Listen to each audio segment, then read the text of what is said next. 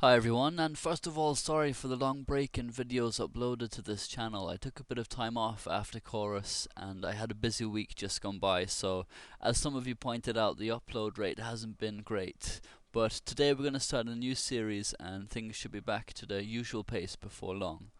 As promised, it's now time to begin the Endgame series. The Endgame is often considered the most difficult part of chess, which seems strange as there are much fewer pieces on the board, but the point is that in such positions, very small nuances can decide the game instantly. Winning endgames depends on a deep understanding of the principles of chess, as opposed to sharp calculating abilities or attacking strength. It's where true talent shows. The greatest players in history have of course been brilliant endgame players, Capablanca and Fischer to name just a couple. What we're going to look at in this series is endgame strategy as opposed to technique.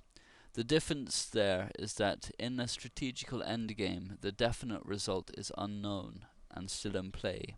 It could go either way. In such positions, knowledge and understanding of general principles is paramount, and that's why we're going to focus on them for this series. For example, the correct way to play with the bishop pair in the endgame, or how to best defend a damaged pawn structure. In such positions, it's clear that one player has an advantage, but unclear how to press the advantage home, and that's what we'll explore.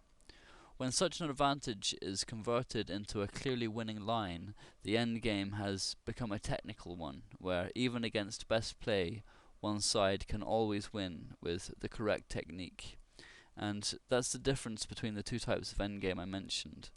In all the literature that can be found on endgames, most authors agree that there are about 15 guiding principles, and I'll give each principle one slot in this series.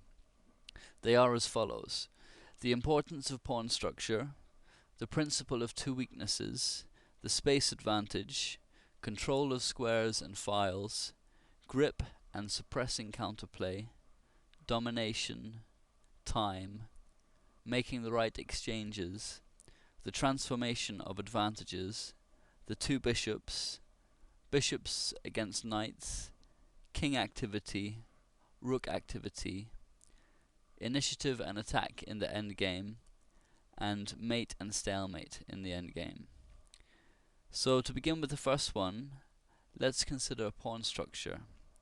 It's perhaps the most important endgame principle, and it underlies many of the other principles, like the idea of two weaknesses and the space advantage which is created with pawns. In a position with a damaged pawn structure, the pawns are weak and targets themselves. A fractured pawn structure also leads to weak squares. For example, the square in front of an isolated pawn is often an ideal outpost for a knight. Passed pawns also can often be lethal weapons in the endgame. These are the three main themes that we'll look at concerning pawn structure.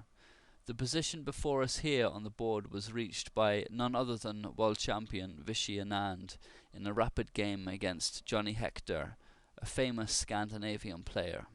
This position arose from a rouleau pairs, and Hector accepted two sets of doubled pawns in the hope of gaining active play. However, Anand, with instructive maneuvers, shows the drawbacks in such a pawn structure.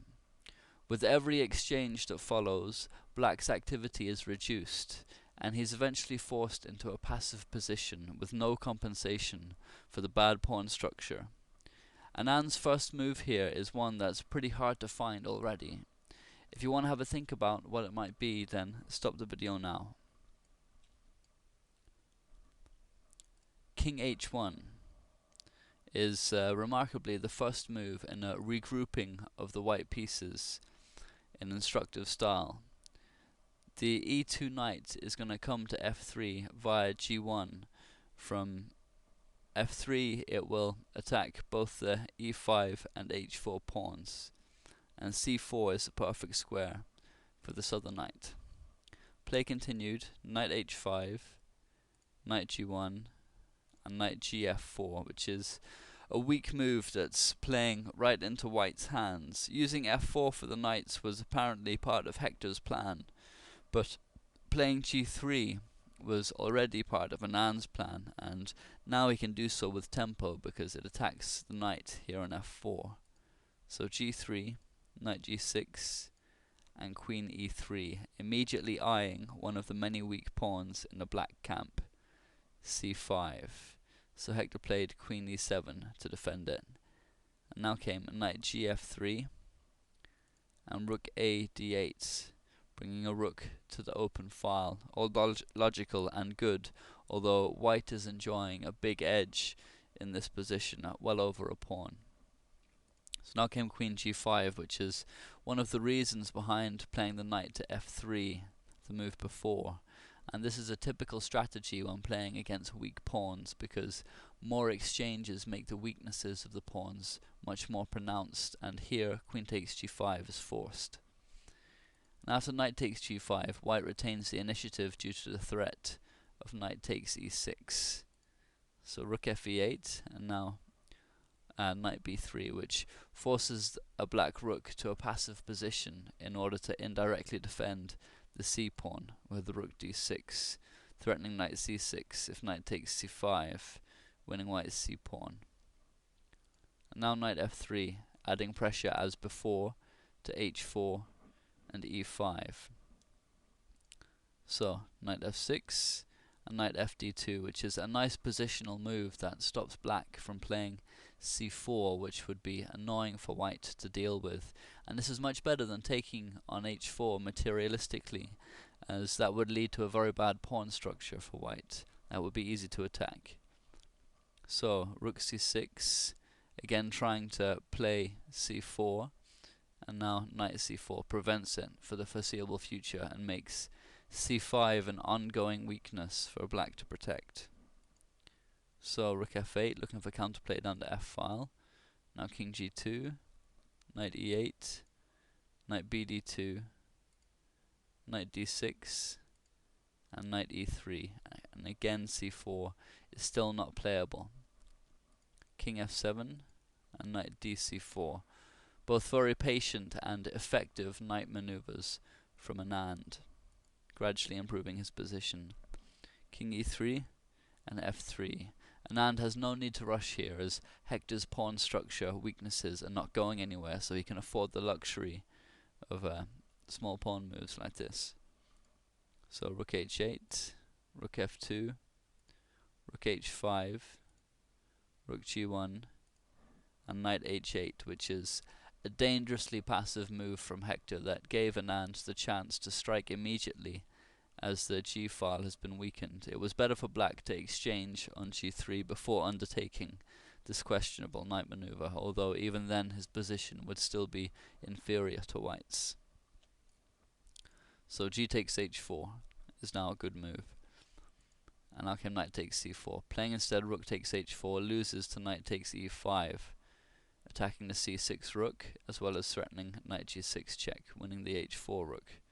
So white would win. So knight takes c4, knight takes c4, knight g6, and king f1. Another nice move from Vichy, preventing Hector from gaining the material back. Because if the rook takes, then the knight's hanging, and if the knight takes, then rook takes g7 check is strong. So king f6 to defend the knight and the g7 pawn, but now comes rook g5, and this is the main idea behind g takes h4 3 moves before, as well as winning a pawn.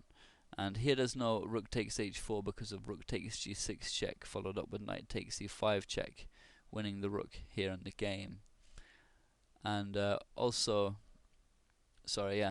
Hector again is made passive, and he has to play rook h6 to defend the knight, but this is another weak move that allowed the same combination from Anand with the rook takes g6 check, because the position of black's rooks means that white can force the win of the exchange back a few moves later.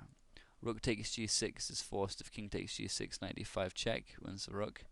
Now comes f4, which is the point behind the exchange sack. Now knight takes e5, winning one of the rooks, is threatened, and the c6 rook has no squares to move to. This one's covered by the pawn, this one's covered by the knight. And similarly, the g6 rook has nowhere on the g file that's safe. If rook g4, then again knight takes e5 is winning the exchange, and all the rest of the squares are covered.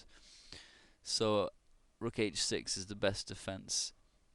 If instead e takes f4, now comes rook takes f4, check, king e7 is the only move, and now knight e5 wins one of the rooks. So rook h6, but now comes knight takes e5, attacking the rook, and after rook d6, knight g4 check, king g6, knight takes h6, king takes h6, king e2, and white has emerged 2 pawns ahead with a winning position. So a strategical win has been transferred into a theoretical win, and indeed Hector resigned 20 moves later. Okay, that's the end of part 1.